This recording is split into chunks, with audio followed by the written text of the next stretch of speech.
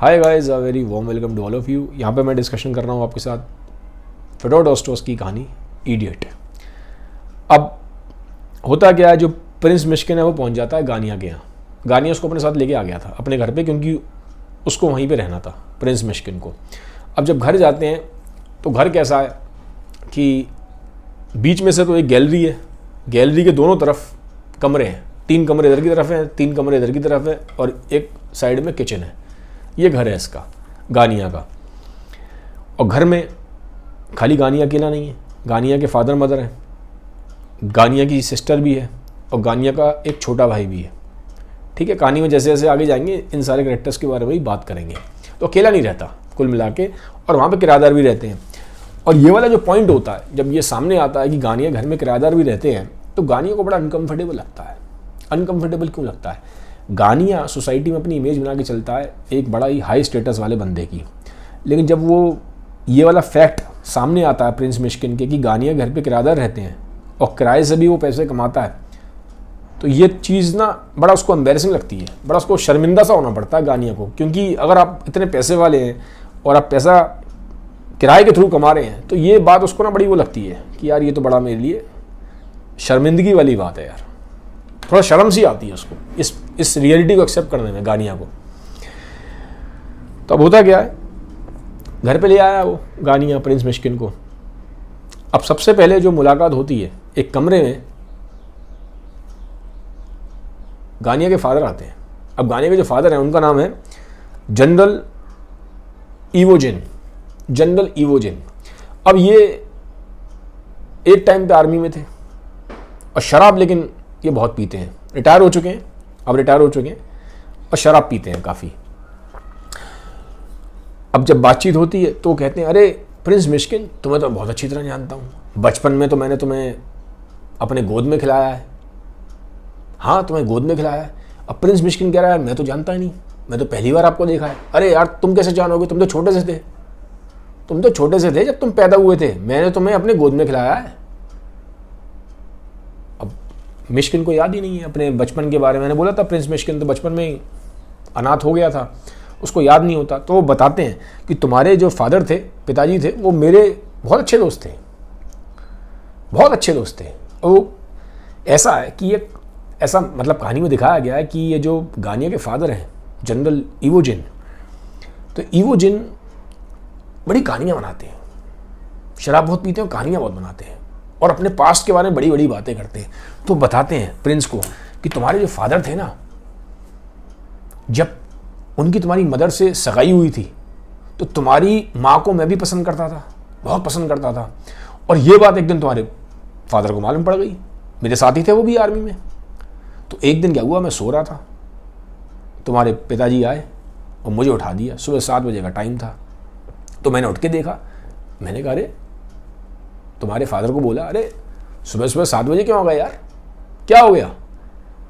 तो वो एक रुमाल निकालते हैं, रुमाल खोलते हैं, उसमें 2 पिस्टल होती हैं। अब मुझे समझ में आ गया था क्यों आए, क्योंकि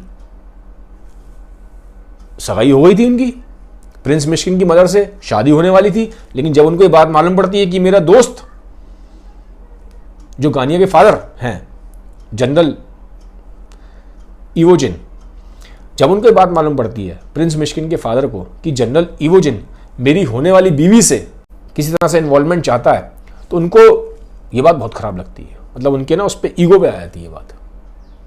तो वो कहते हैं इसका एक ही तरीका है, ड्यूअल होगा, ड्यूअल होगा, डिसाइड हो जाएगा कि वो किसके साथ रहेगी। उनको ये बात समझ में आ गई जनरल इवोजिन को। सुबह सुबह जब वो आ गए हैं 7 बजे, वो रुमाल में लेके आए हैं 2 पिस्टल, वो हाथ में रख देते हैं उसके, चलो भाई पिस्टल, आयो ड्यूअल कर लेते हैं। जबकि दोस्त हैं, दोनों दोस्त हैं, लेकिन अब प्रिंस मिश्किन की जो मदर है उसके चक्कर में ड्यूअल हो रहा है वहाँ पे। दोनों खड़े हो जाते हैं। अब कोई तीसरा बंदा भी नहीं है वहाँ देखने के लिए, आई विटनेस। नॉर्मली एक आई विटनेस होता है ड्यूअल के टाइम पे। तो दोनों ऐसे खड़े हुए हैं सामने, एक दूसरे ने ऐसे पिस्टल लगा रखी है, पिस्टल चलाने ही वाले होते हैं, लेकिन दोनों अपनी पिस्टल को नीचे कर देते हैं और दोनों की आंखों में आंसू आ जाते हैं और दोनों एक दूसरे गले लग जाते हैं और एक दूसरे को बोलते हैं, वो तेरी है, वो तेरी है, वो तेरी है, वो तेरी है। प्रिंस मिश्किन की मदर के लिए बोल रहे हैं, मतलब दोनों सेक्रीफाइस कर रहे हैं अपने अपने प्यार का। अब ये जनरल इवोजन कहानी सुना रहा है कि देखो मैं तुम्हारी मदर को कैसे जानता हूं, तुम्हारे पिताजी को मैं कैसे जानता हूं, मेरे साथ ही थे यार, मैं भी तुम्हारी माँ को लाइक करता था। तो ये हुआ है, ड्यूअल लड़े हैं, यहां तक बात आ गई थी, मैं तो तुम्हें बहुत अच्छे से जानता हूं। अब प्रिंस मिशिगन सुन रहा है, जनरल इवोजन कहानी सुना रहे हैं अपनी जवानी की, ये हुआ है, ये मैंने किया है। अब इतने में क्या होता है, जो गानिया है इसको बड़ी शर्म सी आती है अपने फादर के बिहेवियर पे, क्योंकि वो जानता था कि फादर ऐसे कहानियां बनाते हैं, शराब पीते तो कहानियां बनाते थे और अपने पुराने बड़े बड़े किस्से गाते थे, मैं ये था, मैं वो था, मैंने ये किया, मैंने वो किया, पुरानी पुरानी बातें, अरे मेरे जमाने में ये होता था, अरे मैंने ये किया, मैंने बड़ी बड़ी बातें। वो जानता था झूठ बोल रहे हैं, कहानी बना रहे हैं। जानते भी नहीं होंगे वो प्रिंस मिशिगन को, जानते भी नहीं होंगे उसके फादर को, मदर को, कभी जिंदगी में नहीं मिले होंगे, लेकिन कहानी बना दी पूरी। उसको शर्म आती है कि यार ये कैसे मेरे पिताजी ये मानते नहीं है, कोई आता उसके सामने शुरू हो जाते हैं, कहानियां बनाते हैं, उसको शर्म सी आ रही है। अब ये हो रहा है, इतने में जो गानिया की सिस्टर है वारिया, गानिया की सिस्टर है वारिया, वो उसकी भी गानिया से दिखाई गई है कहानी बड़ी अनमन सी रहती है, वो भी आ जाती है। वो भी जानती थी अपने फादर को, उनके बिहेवियर को, तो वो भी थोड़ा ख़राब उससे देख रही है कि ये क्या है, ये पिताजी हर जगह मतलब ऐसे कहानी बनाना स्टार्ट कर देते हैं। मदर भी आ जाती है गानिया के इस रूम में। तो आप सोचिए, इस रूम में प्रिंस है, प्रिंस मिशिगन, गानिया है, गानिया के फादर हैं, गानिया की मदर है और गानिया की सिस्टर है। तो ये सब अब डिस्कशन कर रहे हैं एक तरीके से। अब डिस्कशन फादर तो कर रहे थे, अब बीच में वो डिस्कशन इस पे आ जाता है कि शादी, गानिया की शादी के ऊपर। अब जो घर वाले हैं वो रेडी नहीं है कि गानिया शादी करे नस्तस्या से, वो नस्तस्या को लाइक नहीं करते, वो कहते हैं नस्तस्या की जो सोसाइटी में जो इमेज है वो ठीक नहीं है, हम ऐसी लड़की को अपने घर नहीं लाएंगे। अब ये सब बातें चलती हैं। अब गानिया कह रहा है कि मैं नहीं मानूंगा आप लोगों की बात। तो यहाँ पे अनमन चल रही है, काफ़ी अनमन चल रही है। तो अब अनमन होते होते इतना चीखना चिल्लाना स्टार्ट हो जाता है, फादर, मदर और जो सिस्टर है, गानिया है, सब चीख चिल्ला रहे हैं, सब चीख चिल्ला रहे हैं। तो इतने में प्रिंस का सिर दर्द होने लगता है, प्रिंस कमरे से निकल के बाहर आ जाता है। इतने में वहाँ घंटी बजती है, बड़ी देर से घंटी बज रही है, दरवाजे बहुत तेज तेज घंटी बज रही है। तो प्रिंस को समझ में नहीं आता घंटी कौन बजा रहा है, तो फटाफट जाता है दरवाजे की तरफ, दरवाज़ा खुलता है। जैसे ही दरवाज़ा खुलता है देख के हैरान हो जाता है, सामने जो लेडी होती है वो नस्तस्या है। नस्तस्या एकदम तेज़ी से जैसे तूफान होता है ऐसे अंदर आती है, ठीक है, और अंदर उसको साइड में करती है, प्रिंस मिशिगन को, साइड में हो जाओ, मुझे अंदर जाने दो, ठीक है। अब वो उसको देख रहा है, नस्तस्या को पहचान लेता है, तो नस्तस्या है क्योंकि बहुत खूबसूरत है, बहुत अट्रैक्टिव है, प्रिंस मिशिगन ने पहचान लिया है उसको। अब वो सीधा उस रूम में चली जाती है, यहाँ पे चीखने चिल्लाने की आवाज़ें आ रही थी, बहुत तेज तेज आवाज़ें आ रही होती हैं। वो अंदर जाती है, रूम खोलती है। अब जैसे रूम खुलता है सब देखते हैं, अरे नस्तस्या यहाँ पे, नस्तस्या यहाँ पे। नस्तस्या वहाँ पहली बार आई थी, पहली बार आई थी, और किसी ने यकीन नहीं किया था कि नस्तस्या खुद यहाँ आ जाएगी। अब नस्तस्या वहाँ पे एक तरह से इनवाइट करने आई हुई है कि वो कहती है कि आज बर्थडे है रात को मेरा, तो आज तो आना ही है रात को मेरे बर्थडे पे, क्योंकि मैं बहुत बड़ा डिसीजन लेने वाली हूँ कि मैं शादी किससे करूँगी कि नहीं करूँगी। तो एक तरह से इन्विटेशन सा देने आई है। उन लोगों ने उनको यकीन ही नहीं था कि नस्तस्या ऐसे आ जाएगी, पहली बार आई है वो, और वो ये जानती भी है नस्तस्या की जो उसकी फैमिली है मुझे लाइक नहीं करती, लेकिन वो कहती है मेरा काम था इनवाइट करना, तो मैं यहाँ पे इनवाइट करने आई हूँ कि मेरी शादी है और शादी मैं करूँगी और मैं डिसीजन लूँगी आज रात को कि मुझे शादी गानिया से करनी है कि नहीं करनी है। इन्विटेशन सा देने आई है। अब जब बातचीत करती है तो इतने में क्या होता है, जो फिर दोबारा जो उसके फादर होते हैं गानिया के, वो फिर अपनी कहानी स्टार्ट कर देते हैं। वो फिर बताते हैं कि यार मैं ट्रेन में जा रहा था एक बार, जवानी के दिन थे मेरे, मैं बैठा हुआ था ट्रेन में, सामने मेरे दो लेडीज़ बैठी थी और मैं सिगरेट फूंक रहा था। तो उसमें से एक लेडी उठी, उसने मुझे पहले तो मना किया कि आप सिगरेट ना फूकें, मैं माना नहीं, मैं भी ज़िद्दी था, जवान था, सिगरेट फूंक रहा था। जब उसने मना किया, मैं नहीं माना, तो दोबारा उठी, उसने मेरे हाथ से सिगरेट ली और ट्रेन के बाहर फेंक दी। पर मैं भी कहाँ रुकने वाला था। वो बताते हैं वो लेडी बैठी, उसके पास एक छोटा सा ना पिल्ला था, कुत्ते का पिल्ला, वो लेके अपने हाथ में बैठी थी। मैं चुपके से उठा, मैंने उसके हाथ से पिल्ला लिया और ट्रेन के बाहर फेंक दिया। उसको गुस्सा आया, उसने थप्पड़ मार दिया उठ के लेडी ने मेरी इस हरकत के लिए। काफी झगड़ा भी हुआ, लेकिन मैं भी ऐसी था, अपनी जवानी किससे बता रहे हैं कि मैं ये था ये था ये था, अपनी किससे बताते हैं। अब फिर वो गानिया देख रहा है कि पिताजी फिर स्टार्ट हो गए और जानता था कहानी बना रहे हैं। अब नस्तस्या इस चीज़ को समझती थी। नस्तस्या करी ये जो आप बात बता रहे हैं, किस्सा बता रहे हैं, ये सिगरेट और कुत्ते वाला, ये तो भी मैंने थोड़े दिन पहले किसी न्यूज़पेपर आर्टिकल में पढ़ा है, बिल्कुल सेम। और आपने जिस तरह से सामने वो लेडी का हुलिया बताया, उसने ये ड्रेस पहनी थी, उसके हाथ में ये वाला कुत्ता था, पिल्ला था, बिल्कुल मैंने भी 4 दिन पहले 10 दिन पहले ये स्टोरी न्यूज़पेपर में पढ़ी है। और आप कह रहे हो कि मैंने 20-30 साल पहले मेरे साथ ये हुआ था, तो बड़ा तगड़ा कोइंसिडेंस है। अब नस्तस्या ये बात जान गई थी कि ये जो पिताजी हैं इसके, ये जनरल इवोजिन ये कहानी बना रहे हैं। तो गान्या जब ये समझता है कि वो समझ गई है और वो भी उल्टा सरकास्टिक कमेंट कर रही है, तो उसको बड़ा ख़राब लगता है, शर्मिंदगी सी महसूस होती है, शर्म आती है। तो वो सोचता है पिताजी हर जगह बेइज्जती सी करवाते हैं। पहले उसको प्रिंस मिश्किन को कहानी सुना रहे थे, अब इसको कहानी सुनाने बैठ गए नस्तस्या को। नस्तस्या तेजा समझ जाती है ये कहानी पढ़ रहे हैं। खैर, अब सीधी सी बात यहाँ पे ये आती है, वो बोलती है नस्तस्या देखो मैं तुम्हें यहाँ पे ये बताने आई हूँ कि ऐसे ऐसे पार्टी है और आज मैं डिसाइड करूँगी तो आना है तुम्हें, ठीक है। एक तरह से वो इसी इंटेंशन से आई थी। अब इतनी थोड़ी देर में क्या होता है, जब ये सब बातचीत चल रही है तो वहाँ से बड़े शोर आता है बाहर से कमरे के। तो मालूम पड़ता है वो शोर क्यों था, क्योंकि जो रोगोजिन है, रोगोजिन जो पार्ट 1 में मैंने आपको बताया था कि प्रिंस मिश्किन के साथ जो ट्रेन में बैठा हुआ था, ठीक है ना, याद करिए रोगोजिन, ये बहुत सेंट्रल इंपॉर्टेंट कैरेक्टर है, प्रिंस मिश्किन और रोगोजिन। तो रोगोजिन मालूम पड़ता है, आवाज़ जो आ रही है कमरे के बाहर, तो देखते हैं कौन आ रहा है। तो गेट से रोगोजिन आ रहा है, रोगोजिन के साथ एक बड़ी भीड़ है, बड़ी टोली सी आ रही है, अकेला नहीं आया रोगोजिन, बहुत सारे लोगों को लेके आया है। और ऐसा भी लग रहा है शराब वगैरह पी रखी है उसने, और आता है बड़े उससे आया है, जोश से आया है, कमरे में आके खड़ा हो जाता है। लोग उसको देखते हैं, रोगोजिन यहाँ पे कैसे आ गया, रोगोजिन कैसे आ गया, क्योंकि रोगोजिन भी कंटेंडर है, ये ध्यान रखिए। उसने आज चॉइस लेनी है नस्तस्या ने रात को किसके साथ शादी करेगी, और इस चॉइस में एक तरफ गान्या है, एक तरफ रोगोजिन है। तो रोगोजिन भी वहाँ पहुँच गया है। रोगोजिन रूम में पहुँच जाता है और रोगोजिन बोलता है कि ये जो तुमसे शादी कर रहा है गान्या, ये तो पैसे के लिए कर रहा है, पैसे के लिए कर रहा है। क्योंकि ट्रॉट्स्की जो है, ये आपने पुराना वीडियो देखा है तो देख लीजिए, तो आप समझेंगे ट्रॉट्स्की कौन है, ठीक है। तो ट्रॉट्स्की ने बोला था मैं इतने पैसे दहेज में दूंगा जो शादी कर लेगा इससे। अगर गान्या शादी करता है तो मैं गान्या को इतने पैसे दूंगा, अगर नस्तस्या से शादी कर लेता है, ठीक है। तो रोगोजिन बोलता है तो तुमसे पैसे के लिए शादी कर रहा है, प्यार थोड़ा ना करता है ये। और बोलता है उसको, गान्या तुम्हारी क्या औकात है यार, ये लो इतने पैसे मैं तुम्हें दूंगा, आज ये लो पैसे जितने वो तुम्हें देने वाला है ट्रॉट्स्की, मैं तुम्हें दे दूंगा, क्या है पैसे। और वो बोलता है पैसे 1 लाख रूबल में नस्तस्या मैं तुम्हें भी दूंगा, तुम्हें भी खरीद लूंगा पैसों से, इसे भी खरीद लूंगा, इसे तुम्हें भी खरीद लूंगा पैसों से, बहुत पैसा है मेरे पास, तो मेरे साथ ही आना। अब एक तरह से बेइज्जती भी हो रही है गान्या की, नस्तस्या भी सब समझ रही है, देख रही है,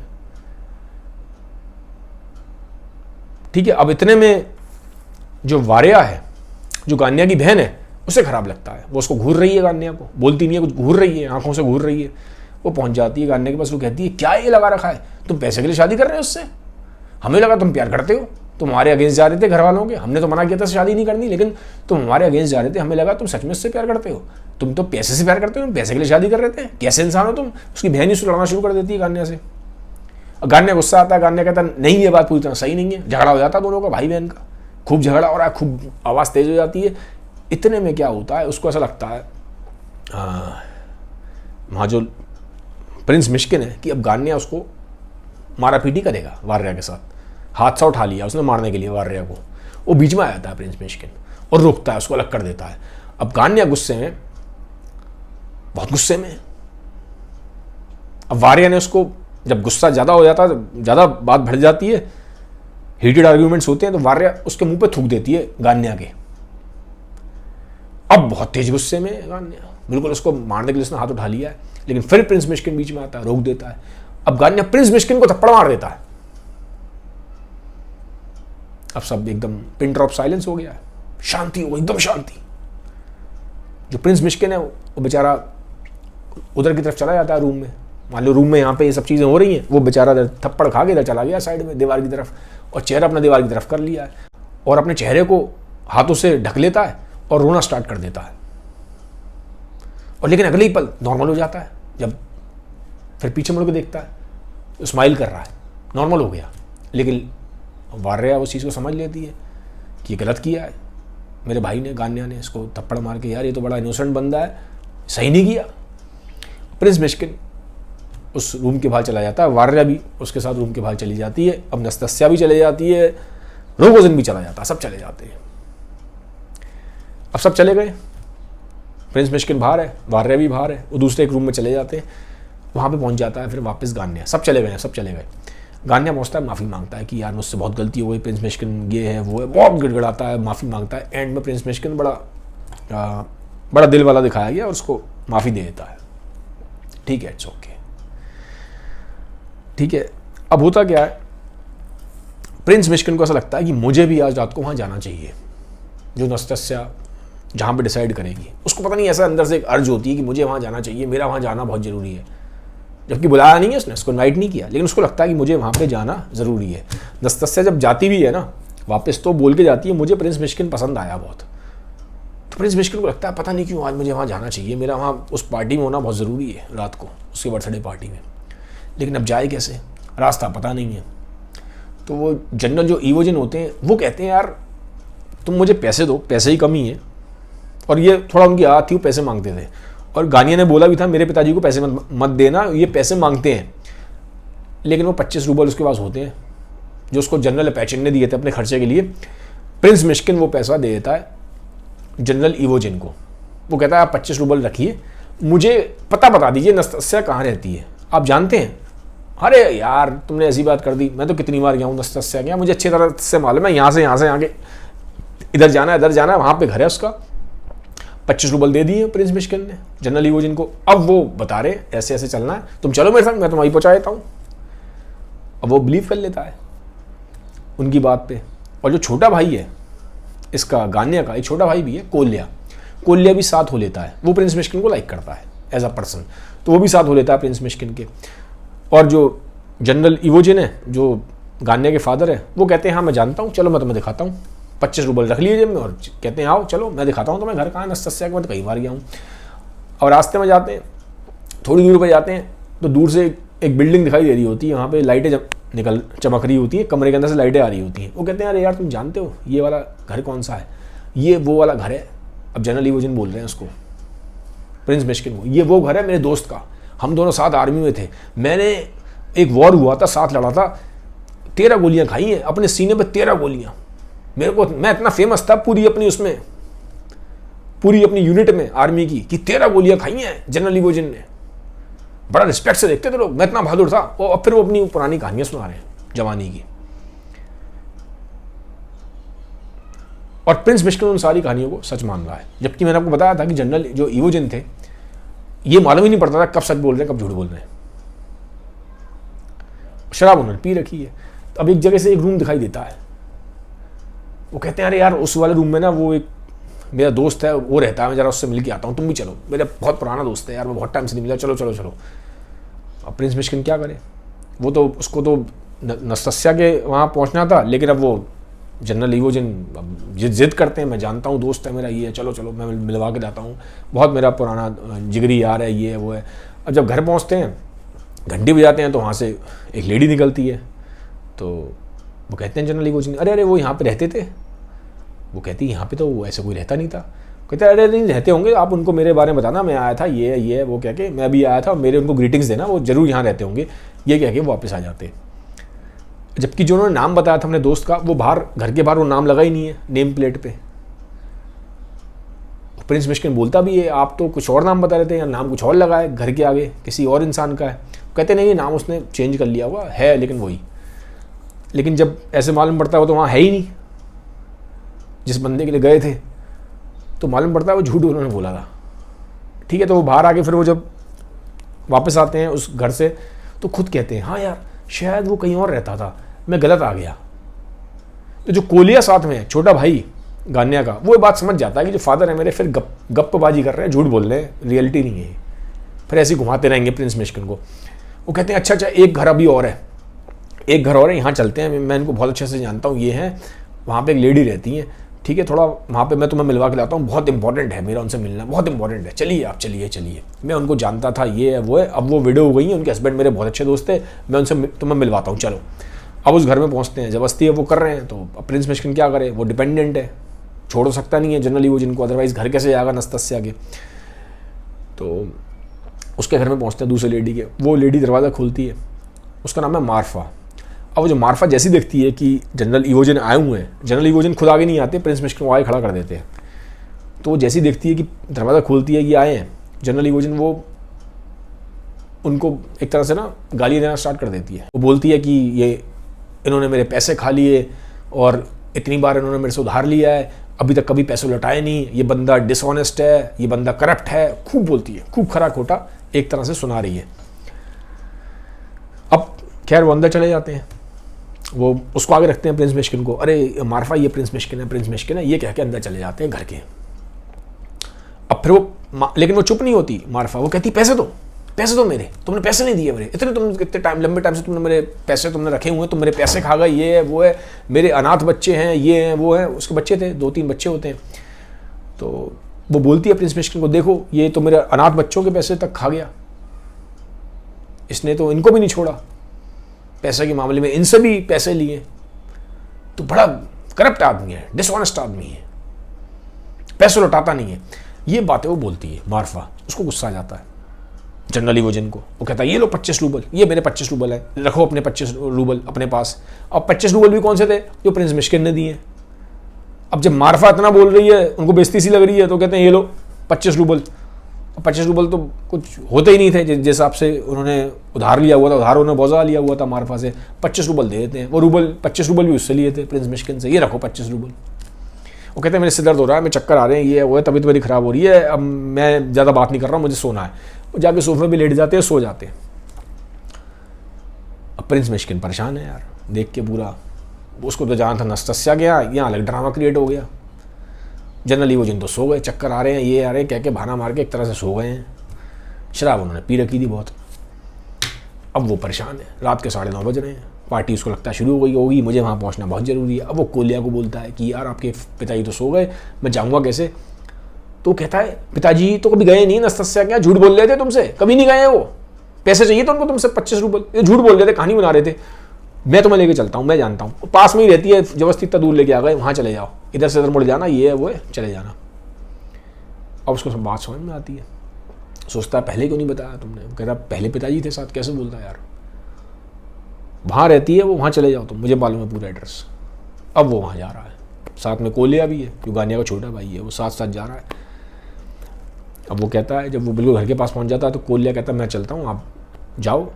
लेकिन वो पूछता है कि तुम यहाँ जा क्यों रहे हो, जाने से पहले प्रिंस मिशिगन से, तुम्हें बुलाया भी नहीं, क्यों जा रहे हो, मुझे समझ में नहीं आया, तुम जा क्यों रहे हो, क्या करने जा रहे हो, अय्याशियाँ करने जा रहे हो, क्या करने जा रहे हो, मज़े मारने जा रहे हो, क्या करने जा रहे हो बताओ, वो पूछता है उससे। अब प्रिंस मिशिगन कहता है ऐसा नहीं है जो तुम सोच रहे हो, जो तुम सोच रहे हो मैं इसलिए नहीं जा रहा हूँ, लेकिन मेरा वहाँ जाना बहुत ज़रूरी है। कोलिया कहता मुझे बात समझ में नहीं आ रही, ना तुम्हें बुलाया गया है, ना तुम मुझे रीज़न बता पा रहे हो तुम्हें जाना क्यों, बस तुम्हारा जाना ज़रूरी है, बस तुम एक ही रट लगाए हुए तुमने। वो कहता है मैं तुम बाद में समझाऊंगा। तो कोलिया चला जाता है, प्रिंस मिशिगन अब एक फ्लोर ऊपर चढ़ता है, नस्तस्या के घर के अंदर जाता है। अब जब नस्तस्या का जो घर है वो बड़ा फैंसी सा है, ठीक है, बहुत फैंसी सा है, और उसको बहुत तक पैसा दिया था ट्रॉट्स्की ने उसको फैंसी बनाने में और एकदम लग्जरी जैसा बनाने में, मतलब बड़ा लग्जूरियस सा अपार्टमेंट फ्लैट है उसका। ट्रॉट्स्की को लगता था कि अगर मैं इसको इतनी लग्जरी दूंगा नस्तस्या को तो ये मेरे पे डिपेंडेंट रहेगी और ये हमेशा मेरा एहसान मानेगी और इसको आदत पड़ जाएगी लग्जरी की, तो बिना लग्जरी की कभी रह ही नहीं पाएगी, तो मेरे पे डिपेंडेंट रहेगी फाइनेंशियली। लेकिन था क्या, नस्तस्या ऐसी नहीं थी, नस्तस्या कभी भी उस लग्जरी को लात मार सकती थी, बिना उस लग्जरी के रह सकती थी, ठीक है। ये बात विद टाइम ट्रॉट्स्की को समझ में आती है कि नस्तस्या को कंट्रोल नहीं कर सकते, नस्तस्या अनकंट्रोल्ड है, आप उसे कंट्रोल नहीं कर सकते, ना पैसे से, ना दौलत से, ना लग्जरी से, वो कभी भी उस लग्जरी को और उस दौलत को लात मार सकती थी। ये चीज़ ट्रॉट्स्की को विद टाइम क्लियर हो जाती है। अब अंदर वो जाता है तो वहाँ पार्टी है, पार्टी स्टार्ट हो गई है और उस पार्टी में जनरल एपेचिन और ट्रॉट्स्की पहुँचे हुए हैं। ऊपर से तो सही लग रहे हैं कि जैसे भाई पार्टी में आए एंजॉय करेंगे, लेकिन अंदर से एक स्ट्रेस है, एंग्जाइटी है उनके अंदर। वहाँ पे गानिया भी है। अब गानिया बेचारा समझ में नहीं आ रहा करना क्या, ऐसे खोया खोया सा वहाँ घूम रहा है, क्योंकि आज उसकी किस्मत का बहुत बड़ा डिसीजन निकलना था कि नस्तस्या शादी करेगी नहीं करेगी। नस्तस्या प्रिंस मिश्किन को देखती है और जैसा प्रिंस मिश्किन को ऐसा लग रहा था कि शायद मुझे अंदर एंट्री ना मिले घर की, क्योंकि जूते फटे हुए हैं, कपड़े भी उसने ऐसे फटीचर से पहने हुए हैं, उसको लगता है कि पता नहीं यार मुझे एंट्री देंगे नहीं देंगे इन कपड़ों में जूतों में। लेकिन नस्तस्या उसको बिल्कुल जज नहीं करती, उसके अपीयरेंस में बिल्कुल जज नहीं करती, उसको वेलकम करती है, आओ प्रिंस मिश्किन पार्टी में। अब यहाँ देखना ये है इस पार्टी में कि किसको नस्तस्या सिलेक्ट करेगी एज अ हस्बैंड। क्या गान्या को सिलेक्ट करेगी, क्या रोगोजिन को भी आना है। ये बात मालूम पड़ती है वहाँ कि रोगोजिन पैसे इकट्ठे कर रहा है, क्योंकि रोगोजिन ने बोला था मैं 1 लाख रूबल में तुम्हें खरीद लूंगा नस्तस्या और गान्या से तुम्हें मुक्ति दिलाऊंगा, गान्या से तुम्हें छुटकारा दिलाऊंगा। तो लोग बताते हैं कि शराब बहुत पी रखी है रोगोजिन ने और लोगों से पैसे मांग रहा है, और लोग भी पैसे देने को, जो मनी लेंडर्स होते हैं, जो पैसा देने वाले होते हैं, पैसा उधार देते हैं लोगों को, लोग उसको खूब पैसा देने को तैयार है, क्योंकि वो जानते थे कि रोगोजिन बहुत सारा पैसा इनहेरिट करेगा, बहुत पैसा इनहेरिट करेगा, आराम से 1 लाख रूबल चुका देगा। और शराब उसने बहुत पी रखी है, ठीक है, और जब शराब पी रखी है तो लोग बड़ा उससे बहुत वो ले रहे हैं, ब्याज बहुत ले रहे हैं, इंटरेस्ट बहुत बड़े इंटरेस्ट पे उसको बहुत सारे मनी लेंडर्स पैसा देने के लिए आ गए हैं। तो ये बात वहाँ फैल जाती है कि जो रोगोजिन है शराब बहुत पी रखी है और पैसा किसी भी तरीके से 1 लाख रूबल लेके आएगा आज, चाहे कितने भी इंटरेस्ट पे लाना पड़े। तो एक तरफ गान्या को टेंशन है रोगोजिन आ जाएगा। अब क्या नस्तस्या गान्या को चूज करेगी, रोगोजिन को चूज करेगी, शादी करेगी नहीं करेगी, क्या होगा। और प्रिंस मिश्किन वहाँ पे क्या आया है, क्या रोल प्ले करने आया है। भाई इसको बड़ा वो था कि मेरा वहाँ जाना बहुत जरूरी है, भले ही बुलाया नहीं है फिर भी वहाँ पहुँच गया है। तो प्रिंस मिश्किन का वहाँ पे क्या रोल होगा, ये अगले हम पार्ट में देखेंगे। अगर मेरे वीडियोस अच्छे लगते हैं तो सबको शेयर कर दीजिएगा। Have a nice day, bye, take care, thank you.